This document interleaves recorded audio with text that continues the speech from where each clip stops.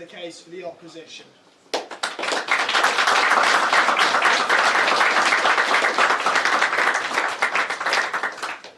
A Caherlig, Aruni, Gwynny Usla, is more on an or door, dum very volor and not can kind live we ari denohi cousenta.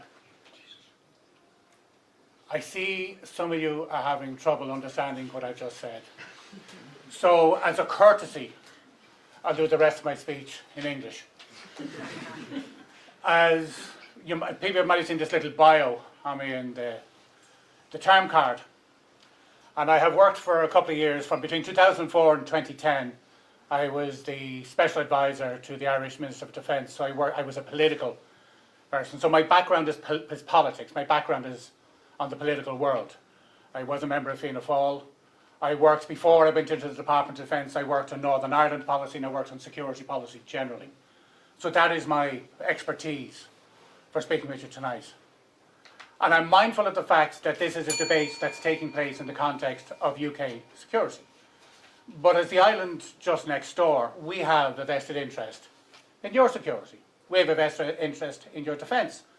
We have a land border with you. Not our choice, but we have a land border with you. Actually, by the way, I want to thank the auditor, I want to thank the board for making me feel so welcome. Until I got to the door. Because I'm invited to speak in the Cromwell room.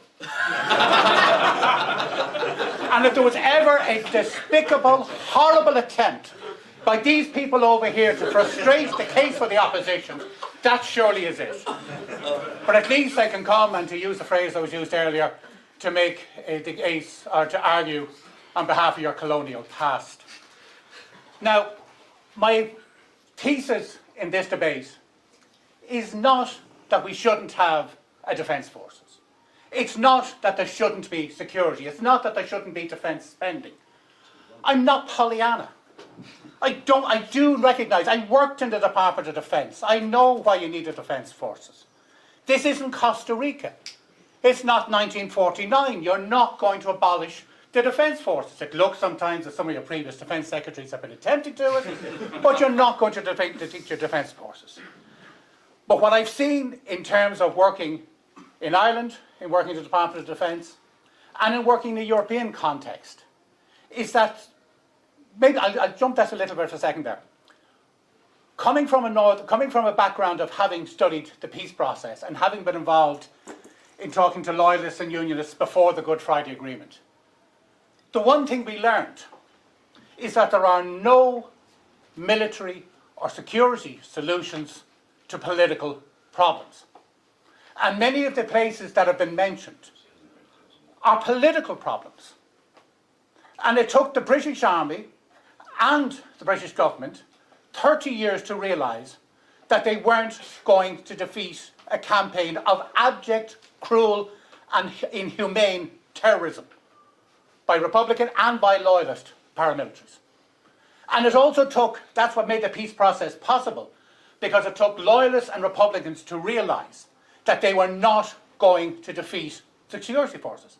And we had had a standoff and a stalemate for well over 2 decades, which time everyone was spending on security.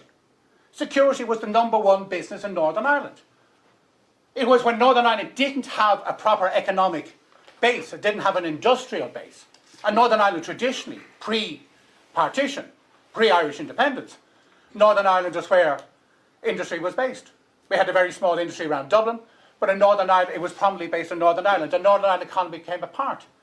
Northern Ireland became a sick man of the United Kingdom. It was eating up money quicker than any other part. And you still have the highest rates of social deprivation in West Belfast. So, I'm going to make the case not against defence, but saying, is defence spending a priority? Should it be a priority? And I argued that it shouldn't. Now, here I argue against myself. As I mentioned, I was the Special Advisor to the Minister of Defence for 6-7 years. And during that time, the Irish Army consisted of 10,500 personnel. Our budget was around £1 billion. At the moment, the Irish Defence Forces stand at 7,400. not because of any great strategy, but because of absolute neglect. So I have been arguing for the last 6 or 7 years, criticising both parties of government, all the different parties that are in government, including my own former party, that they are missing defence spending. Yes, we should spend money in defence. And I think Britain, somewhere, I just looked at the figure there, somewhere around, let me see, 2.3% of GDP, and is expected to go up to 2.6% on military expenditure, defence expenditure. But one of the things we discovered, one of the things we realised in Ireland, of the 1.2 billion we spend on defence, 70%, actually nearly 80% at the moment, goes on pay and allowances. In Britain, I think it's around 20 to 25%, about that. In the United States, 37%. Where's the rest of it going? Last week we saw Joe Biden give his farewell address as president. And many people, myself included, would argue it was a far better address, it was far more constructive, it was far more coherent. It was almost far more forward-looking than the inaugural address given a couple of days later. But in 1961, before Kennedy's famous inaugural address, Eisenhower delivered his parting address, I think it was on the 17th of January. And he talked then about the military-industrial complex. And he warned America in the future. He warned America of the dangers of it. Because that's what that other 80% or 60% goes to. Goes to industry.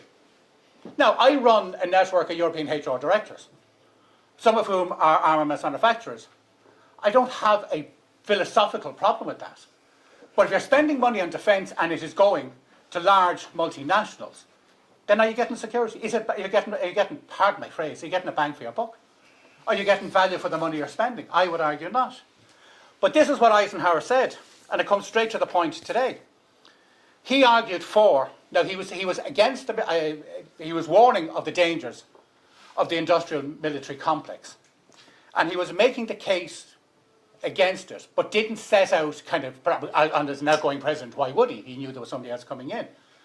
But his warning consisted of this, and he said the one thing that he felt that could address it was, and I quote, a reasoned balance between defence and our other needs. And that's what we're arguing for on the opposition. A reasoned balance. Picking 5% and saying we must spend 5% on defence, I cannot see the logic of it. No more than I can see the logic of Ireland spending 0.2% of GDP, which is what we spend in defence. Both numbers are wrong. But it should be based on the actual threat assessment. And what is a threat assessment today? So we look back at there's Stephen Pinker argues that we're now living in a safer time than we have ever before. Levels of literacy are higher, levels of poverty are lower. The world is theoretically a safer place, but it's not absolutely. The 2024 Global Peace Index shows that, I can look up now, shows that global peacefulness has deteriorated for the 5th successive year. So while we'd had maybe 2 to 3 decades before then of things getting safer, fewer wars, reduced global conflict, reduced violence, even in terms of people's safety, even in terms of crime rates. Well, you've seen that for the preceding 2 decades. For the last 5 to 6 years, you're now seeing conflict on this. What they did, the Global Peace Index, it takes whatever it is, 180, 190 countries, and it rates them 1 to 5 from where they are. So if you're 1, very little chance of conflict, very little chance. So Ireland, Israel, sorry, my apologies. Talk about getting it wrong. Ireland, Iceland are at 1 on that scale. And others are right up at the forefront. So places like Yemen, Nigeria, obviously, actually it is Israel, Russia, etc., Ukraine, are up at 5% on that scale. Because the threats have changed. So now we have cyber threats. And the perception of safety varies significantly across regions. And it's influenced by regional contexts. So I said about this kind of global peace and where the trends are going. So extreme poverty has declined significantly from 30% to 36% of the global population to 8.6% now. That's from 1990 to about 2020. And you're saying, what else do you spend the money on? Well, you spend it on the soft power.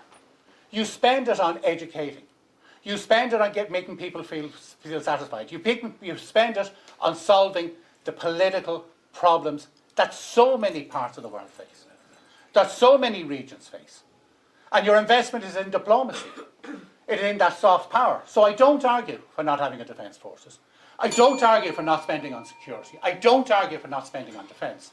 But I argue that if you want to have real value, if you want to have true security, you do that by investing in the soft power and have the hard power in reserve.